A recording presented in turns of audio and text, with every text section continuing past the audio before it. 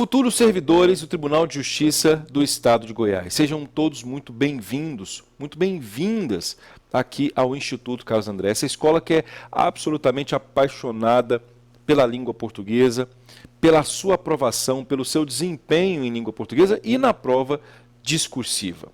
Bem, eu quero cumprimentar o Tribunal de Justiça do Estado de Goiás, sempre cumprimentar o Tribunal de Justiça do Estado de Goiás, que é um exemplo para os tribunais brasileiros, grande eficiência em termos da administração da justiça no nosso Estado, e também cumprimentar a Universidade Federal de Goiás, especificamente o Centro de Seleção da UFG, pela prova.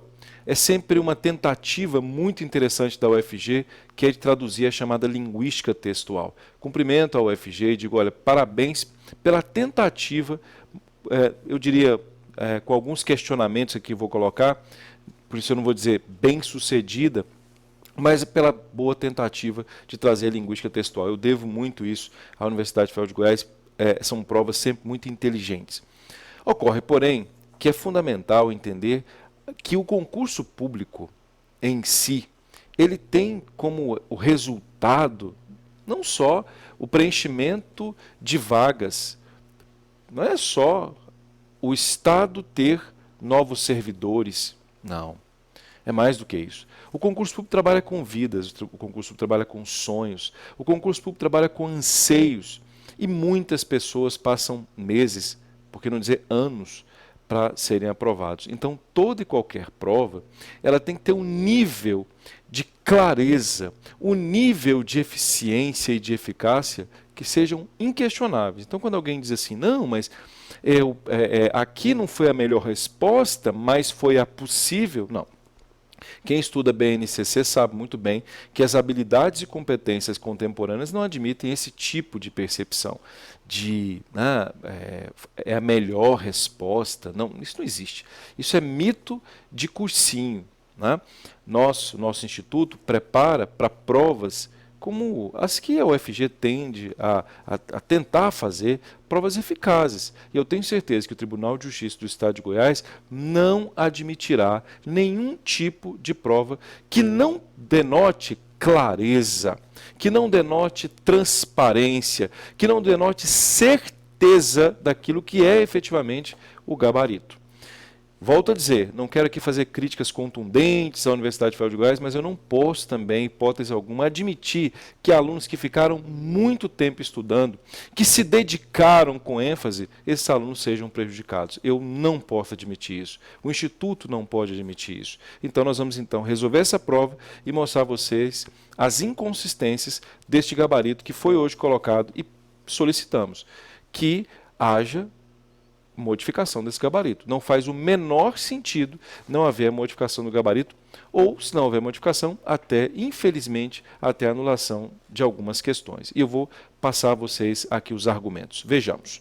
Atenção, aqui nós temos a prova, essa prova é uma prova tipo 2, prova de língua portuguesa, e aqui nessa prova tipo 2 vem um texto. Certamente aqueles que nos veem já leram esse texto, já têm a percepção desse texto, é um texto de natureza argumentativa, e esse texto de natureza argumentativa tem como assunto a perspectiva da inovação e a lógica temática, a inovação do direito, a transformação do direito. Nós percebemos isso, obviamente, ao ler o texto. Repito, aqueles que estão nos vendo, certamente já leram a prova, se não leram a prova, leiam. Não quero cansar os senhores, eu vou ler especificamente a questão para resolver a prova. Ele fala assim, o autor instaura a sua linha argumentativa a partir de quê? Qual é a lógica de instauração da linha argumentativa por parte do autor? Veja, a letra B de bola, que é um dos aspectos que há no próprio edital do Tribunal de Justiça do Estado de Goiás, que é exatamente a lógica do mecanismo argumentativo. Um dos aspectos que envolvem mecanismo argumentativo é a chamada quebra de expectativa. E essa quebra de expectativa está intimamente ligada ao que foi colocado aqui, ao início do texto, esta frase que está aqui. Sabe aquela ideia do direito como uma área tradicional, estática e sem grandes mudanças? Pois é, esqueça. Então, a instauração da linha argumentativa começa exatamente desse questionamento, dessa quebra de expectativa para aquele que já imaginava que o direito teria essa percepção, qual seja a percepção de área tradicional. Não, em hipótese alguma, não é isso. Então, por isso, há essa lógica da quebra de expectativa, ratificada aqui nos 2 primeiros períodos já do texto. Por isso, de fato, a resposta é a letra B de bola, e aqui nós concordamos com a banca. Mas vem agora alguns problemas. Veja, por exemplo, a questão de número 2. A questão número 2 diz o seguinte: a tese defendida ao longo do texto é ancorada num argumento que envolve a relação. Olha essa pergunta, veja essa pergunta. Há uma tese aqui do texto. Este texto que está aqui tem uma tese, e a tese desse texto, basta ler cada aspecto que está aqui no texto para chegar a essa conclusão, de que a tese do texto é que o direito não é, observe que interessante, o direito não é mais tradicional, não é uma área mais tradicional, o direito não é mais uma área sem grandes mudanças. Então, qual que é a lógica da tese? É de que o direito passou por uma transformação, e essa transformação aqui do direito causou o quê? Causou a lógica da acessibilidade. Acessibilidade. Essa é a lógica, essa é a perspectiva. As coisas passaram a ser mais acessíveis. E tanto é que cada um dos tópicos que nós vamos observar aqui, advogados têm percebido que hoje cada vez mais prestar serviço de qualidade, estar alinhados com o que acontece à volta, é preciso buscar evolução, integrar novas habilidades, disciplinas da rotina de atuação, estudo de mercados e personalização cada vez maior no atendimento, são fatores que visam a garantir uma relação de sucesso com os clientes. Aí ele vem e coloca um tópico, como por exemplo, ser descomplicado. Olha aqui essa perspectiva do ser descomplicado. Ele vem e diz claramente, a primeira parte que parecer bobagem, mas ainda é fundamental, que é utilizar uma linguagem simples e direta, eliminar expressões técnicas é a maneira mais rebuscada de convencer, etc. Dar importância a tudo, mudar a rotina para atender melhor os clientes com outros canais, tecnologias, startups, automação de documentos, ou seja, nós vamos observar aqui que a tese do texto está, vamos ler de novo a pergunta, porque alguém diria, às vezes na prova, mas não leu a pergunta. Olha, a tese defendida ao longo do texto é ancorada. O que é tecnicamente ancorada? Ancorada é uma metáfora. Pega-se um campo semântico lá da navegação, a âncora está intimamente ligada à ideia de que aquilo que vai ser colocado ao longo do texto vai aparecer sempre. E o que aparece sempre no texto? Olha, é só olhar. O que aparece sempre no texto é a perspectiva dessa relação antitética, tradição e acessibilidade. Ora, deram aqui o gabarito, veja só, de tecnologia, até faz sentido, e sofisticação. Sofisticação, tecnologia tudo bem, mas sofisticação, veja só, se alguém observar a palavra sofisticação no dicionário Wise, no dicionário Aurélio, nós vamos perceber alguns valores semânticos um pouco, digamos, diferentes daquilo que o texto traz. Quem lê o texto pode perfeitamente estabelecer essa conexão. Aliás, bem diferentes. Se nós pegarmos aqui no dicionário Wise, o que é a palavra sofisticação, nós vamos perceber, que o ato de sofisticar, inclusive na origem etimológica, significa fraudar, enganar, excessiva sutileza, sofisticado. Olha só a palavra sofisticação, afetação. A palavra sofisticado tem essa perspectiva. Professor, mas vamos olhar, professor, vamos olhar o valor semântico odierno da palavra sofisticação, requinte e finura. Você diria que o que ele está falando aqui é de... Vamos esquecer a origem principal da sofisticação, que está ligada ao ato de fraudar, de enganar, de falsear, etc. Vamos esquecer, vou repetir, vamos esquecer essa lógica que envolve fraude, excessiva sutileza, etc. Vamos pegar aquilo que é interessante, requinte e finura. Aí alguém pensaria, tá, mas vamos olhar o 4.3, que é estado que é muito avançado, complexo, bem aparelhado e eficiente. Talvez esse último elemento aqui que seria eficiente, mas que não se encaixaria exatamente igual ao texto. Veja que palavra que não conceitua do ponto de vista etimológico / situacional contextual. Perigosíssimo, perigosíssimo. Então eu diria aos senhores, vou colocar de novo a prova aqui, que este gabarito preliminar, que é tecnologia e sofisticação, tem que ser, se não modificado, essa questão tem que ser anulada. Peço escusas, eu fico muito constrangido ao dizer isso. Mas basta olhar o dicionário, não só o Wise, mas também o Aurélio, os dois vão dizer isso. Isso, lamentavelmente, traz grande problemática. Vamos relembrar que aquele que faz o concurso público, o candidato não pode sofrer esse tipo de percepção. Eu acabei de olhar um dicionário, o candidato não tinha dicionário lá. Muito triste isso. Peço escusas, mas não devo outra resposta a não ser essa. Outro problema, veja, por exemplo, aqui a questão, então veja, na questão de número 3, na prova tipo 2, o ideal seria ou mudar para a letra A ou anular a questão. Na questão 2, né, ou muda para a letra A ou anula a questão. Questão de número 3, olha o que ele diz. O valor contextual da expressão um pequeno raio-x diz respeito a... Nossa, essa foi realmente muito sério esse equívoco. Eu imagino que realmente deve ter sido um erro de gabarito mesmo, assim, de alguém que marcou erradamente, porque não é possível. Olha só, você é um empreendedor e gostaria de entender um pouco mais sobre essas mudanças? É advogado e quer saber como pode inovar nos serviços prestados? Acompanhe por aqui um pequeno raio-x do que ocorre nesse meio e perceba, gente, quando alguém fala assim, ó, acompanhe um pequeno raio-x, não, mesmo que seja nesse texto, acompanhe um pequeno raio-x. Vou te mostrar aqui um pequeno raio-x de como é que é a lógica do tribunal. De mostrar como é que é, rapidamente aqui, a questão dos processos. Gente, um pequeno raio-x, olha só, a resposta é claríssima. Um pequeno raio-x aqui não é outra coisa, isso é fundamental dizer, que um diagnóstico preciso e simples, rápido. Preciso, rápido, simples. Olha só, acompanha aqui temáticas inovadoras fundamentais. Meu Deus, isso aqui realmente deixou os alunos muito contrariados e eu também fiquei contrariado com essa questão. Ainda falei isso numa análise, falei, olha, o UFG pode vir a colocar isso, mas não é possível que o fará. Não, ou se muda para a letra B, ou essa questão 3 tem que ser anulada. Não faz sentido, contextualmente. Se eu observo o edital, falo, mas aqui existe uma perspectiva de intencionalidade. Eu quero que alguém me prove que a intencionalidade foi essa que foi colocada com o gabarito. Eu quero que alguém me prove sua perspectiva de situacionalidade que foi essa gabarito. Isso, eu não consigo me convencer em hipótese alguma. Questão de número 4, vamos lá. A questão aqui a UFG felizmente acertou, né? No texto, o interlocutor é defendido no seguinte enunciado interrogativo. Nesse caso específico, ele diz, você é empreendedor e gostaria de entender um pouco mais dessas mudanças? Interrogação. Perfeita questão, essa questão é muito boa, excelente a questão, porque nesse caso, quando se fala em definição do interlocutor, o que se quer aqui em definição do interlocutor é deixar bem clara a ideia de para quem que esse texto é feito. E aí, no caso específico, é para aqueles que são empreendedores. Nessa pergunta aqui, o que você observa realmente é a perspectiva dos empreendedores. Vamos para as polêmicas, eu vou um pouquinho mais rápido nas outras, só para que nós não percamos tempo. A questão número 5, segundo o texto, na área do direito, a inovação envolve. Envolve o quê? A simplificação de práticas, atendimento de demandas gerais e novas possibilidades de ação, que ratifica, inclusive, a questão de número 2.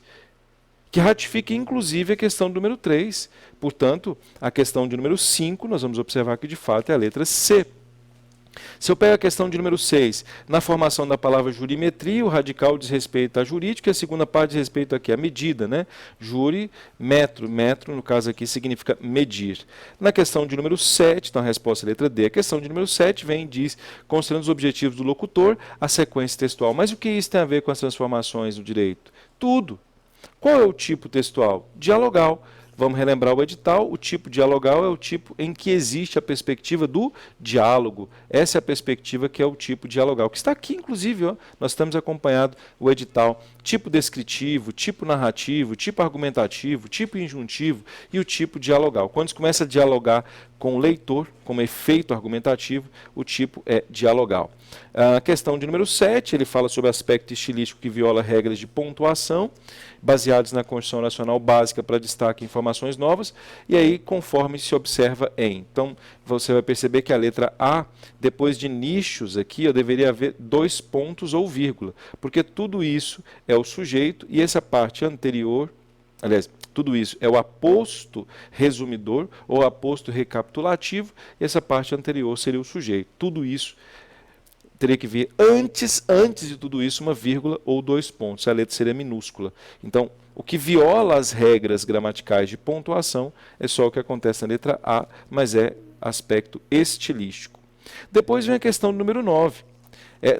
nesse próximo texto vai haver problemas. A questão número 9, ele diz lá, Sejus Digital é um projeto do Tribunal de Justiça de Goiás quanto à sua finalidade atende a uma ideia explorada. Qual que é a lógica aqui? É um texto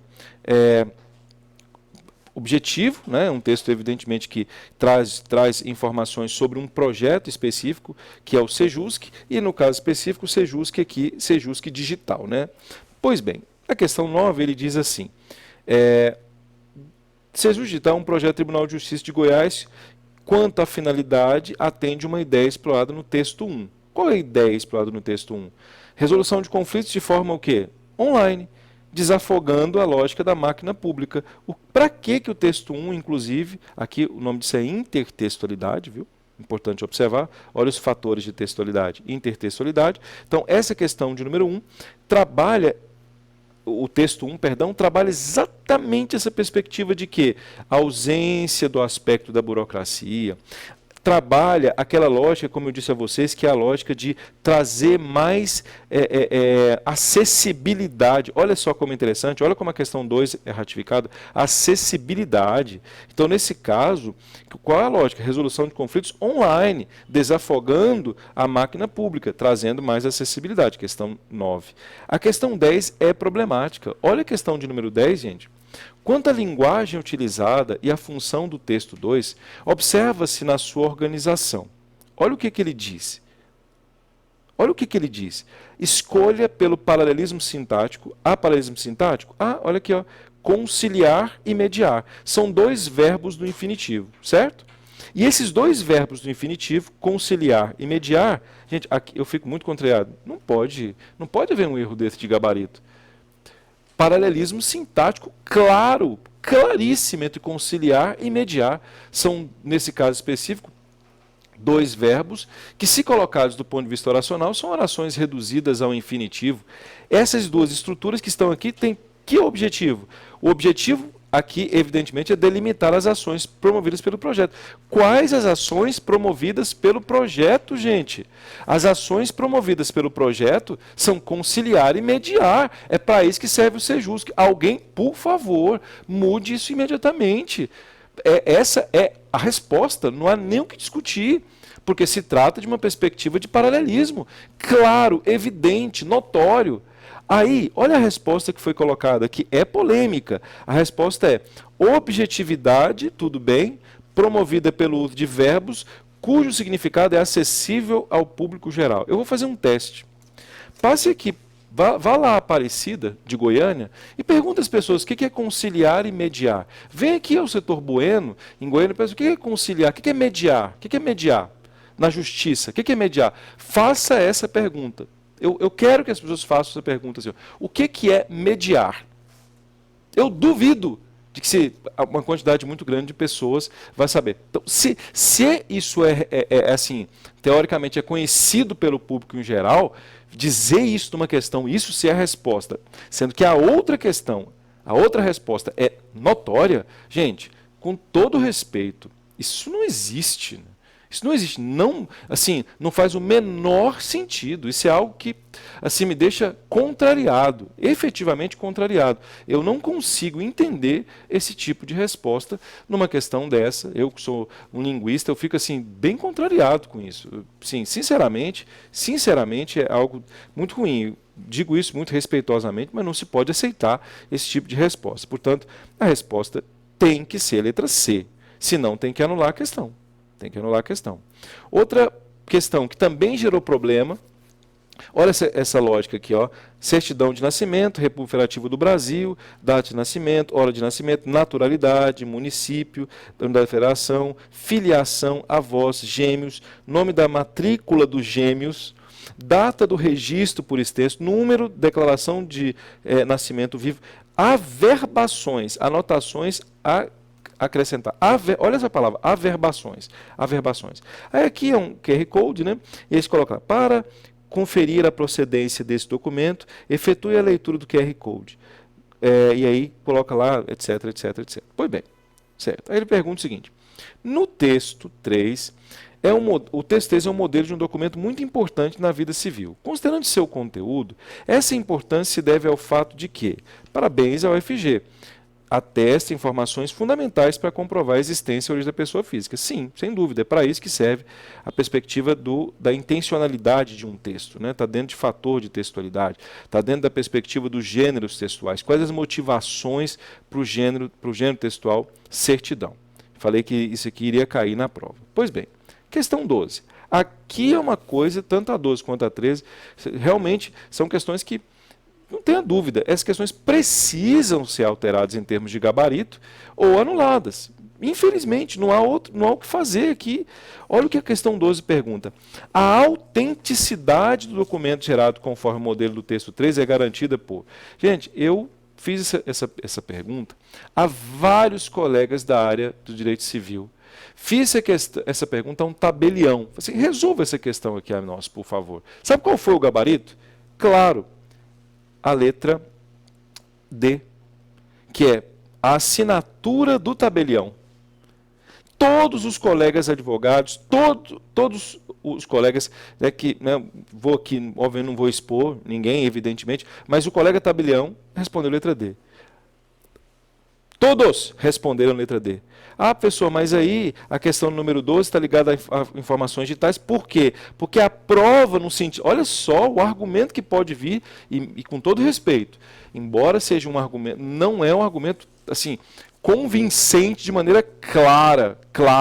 Não, mas a prova já está falando sobre a perspectiva digital. Mas aí existe intertextualidade, o aluno deveria perceber que por causa desse QR Code que está aqui, essa informação desse QR Code que gera a autenticidade. Primeiro, o que é autenticidade? Olha o perigo dessa palavra. Qual que é o efeito? É aquilo que torna autêntico. O que torna autêntico está ligado à perspectiva da lógica de credibilidade, ratificação, consignação pública, poder-se-ia imaginar dessa forma. Será que, por exemplo, a assinatura eletrônica do tabelião não faria isso? Ah, professor, mas aí tem que ter pressuposto para perceber que a questão teve esse objetivo, um pressuposto para perceber que quem trabalha no cartório vai ver que é isso. Não, quem trabalha no cartório disse a mim que não é isso.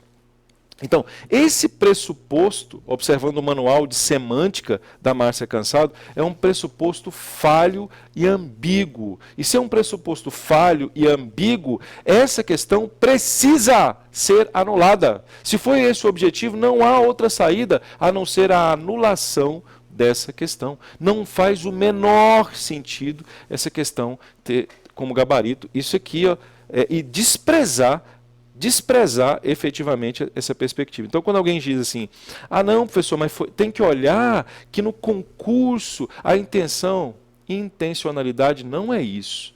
Quem estuda os fatores de intencionalidade, estuda Ingeborg Vlassakoff, né? Quem estuda Marcuse, não vai pensar em intencionalidade com isso. Isso é desrespeitoso ao aluno. Esta questão eu posso afirmar a vocês, e ela é das mais polêmicas que já houve em concursos. Eu fico bastante contrariado com esse tipo de questão que não, veja bem, o objetivo, falar em intencionalidade, né, o objetivo da banca foi muito bom, mas o resultado foi péssimo. Infelizmente, não se pode aceitar, né, esse tipo de argumento, que não possa ser, por exemplo, a letra D. Ah, mas repita o aspecto intertextual, situacional da prova, observando as... Eu também pensei nisso, mas no concurso público não é assim, ninguém pode ter achismo, não. Tem que ser a habilidade, não é de achismo, a habilidade é de resposta. A resposta não é clara. Olha a questão 13, outra perigosa. Considerando as características e a função do gênero, considerando as características desse gênero e a função desse gênero, qual é, essencialmente, em termos de linguagem, que se pode afirmar? Informal não é, subjetivo não é. Agora, olha o que foi colocado, concisa. Não deixa de ser concisa, realmente. Mas, observe que interessante, quando se fala em averbações, olha essa palavra, averbação. Vocês realmente, vou aumentar aqui um pouquinho, vocês acham realmente que a palavra averbação, vocês acham que matrícula dos gêmeos, vocês acham, por exemplo, que declaração, que naturalidade não é uma palavra técnica do direito civil? É assim que as pessoas falam no dia a dia? É naturalidade? Qual é a sua naturalidade? É naturalidade? É óbvio que não. Então, quando eu falo que isso não é técnico, que isso não é um jargão técnico, eu estou me equivocando. Não há possibilidade qualquer de alguém me convencer de que isso não é técnico. Isso é técnico. Pergunte a qualquer advogado, qualquer doutrinador, qualquer intelectual, qualquer desembargador, qualquer juiz, se essa linguagem aqui não é uma linguagem técnica do direito. Evidente que é uma linguagem técnica, evidente que é uma linguagem do direito. Então, não faz sentido a resposta ser esta aqui, concisa. Pode até ser, mas a outra, que é técnica, também é totalmente válida, não faz o menor sentido. Portanto, mais uma questão que tem que ser ou pode ser anulada. Uma pena, eu não gosto disso, mas, sabe, assim, tenho muito respeito, mas não dá, infelizmente não dá, né? Então, aqui, vamos à questão de número 14. Questão 14, boa, bem feita, muito inteligente, parabéns. Está vendo como aquele detalhe? Tem que elogiar a questão. A questão 14 foi genial, porque a questão 14, por meio de marcadores argumentativos e de pressupostos contemporâneos de direito, ela deixa a ideia de que não é pai, mãe, né, é filiação. E quando se fala em filiação, podem ser dois homens, podem ser duas mulheres, não é? Pode ser só a mãe. Então, tudo isso aqui demonstra o quê? Exatamente a perspectiva de um conceito amplo de família, que é adaptado à constituição familiar contemporânea. Um conceito amplo de família, que é adaptado à constituição familiar contemporânea. Vocês percebem como esse detalhe é altamente bonito? Como é extremamente bonito? Por isso a resposta aqui seria a letra B de bola. Questão de número 15.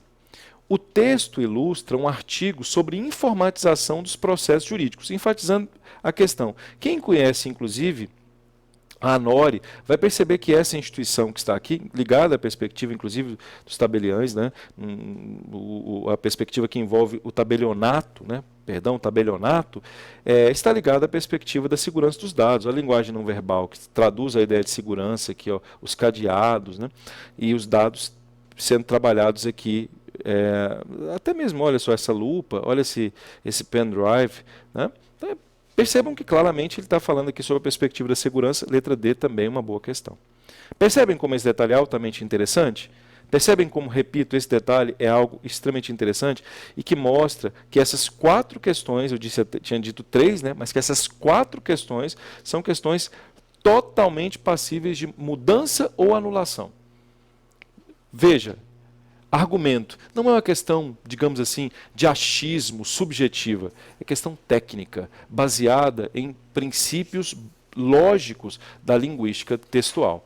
Realmente é uma grande pena que uma prova tão bonita quanto essa tenha tido esse equívoco. Agora, o que nós vamos observar? Para que não façamos considerações de crítica, etc., assim, esse é o gabarito preliminar. Então, se é o gabarito preliminar, que a UFG, que o Tribunal de Justiça se digne a fazer uma alteração. Porque, de fato, existe um equívoco. Na verdade, 4, como nós mostramos aos senhores.